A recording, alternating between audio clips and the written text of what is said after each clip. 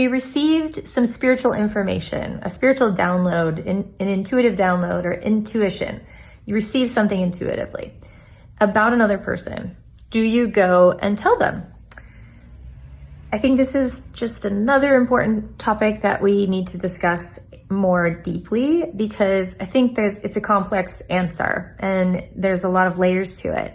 And when I was first starting out in my spiritual journey, I was so excited I was even getting any information that I couldn't wait to blurb it out immediately to whoever was in my vicinity that was receiving, that I was getting this information about. And it didn't always go well, didn't always land well. And over time, I learned a lot more about permission, sovereignty, and not everybody wants to know. And there's more layers to that as well. Sometimes if the information is not direct, you could be interpreting it. And so it's up for interpretation in a number of interpretations. And other times, the information really isn't helpful. If it's not helpful and it's not the highest good, what's the point in sharing it? So just because we can doesn't mean we do. And so I want to talk about this in regards to spiritual ethics and why I created this course called Spiritual Ethics on my website for my school, energybodytransformationschool.com. I think it's such a really important thing to talk about because a lot of people get this intuitive information. I think we're all intuitive. I think we all have an ability to access this deep intrinsic wisdom and this birthright of intuition. I do think some of us are more attuned to it than others. And I do think it's a muscle that can be developed. And I do think it's passed down in lineages and can be stronger because of that, in terms of it being like a job, a profession, or something like a destiny of that person.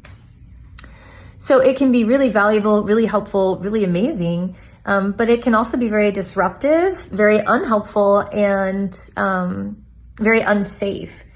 And very alarming. You can really catch someone's nervous system off guard, or you can say something that can change the course of someone's life, and it may not really be what was needed or was the highest good, unless it is the highest good, and unless you did get permission, unless you did ask the person. I receive information intuitively, and I received some information when I was standing near you or about you or in a dream, and I was wondering if you wanted to hear it. You need permission. And if they say no, you need to be okay with that and be able to release that and be comfortable with that. There's other pieces to this that have to do with boundaries, have to do with safety, and have to do with reciprocity and valuing your own personal energy and your time. So just because you can do this doesn't mean you have to run around sharing it either. Really thinking about how to put this channeling or this, sort of intuitive information flow that's coming in into a container with boundaries, and wrap it up so that it's when you want it, so that it's not while you're trying to go to sleep, or while you're trying to make dinner, or while you're spending time with other people, you're not getting this information. So I think we need to just understand that there needs to be some harnessing of it, but most importantly, permission before offering this information, and also taking into consideration the highest good and is it helpful information.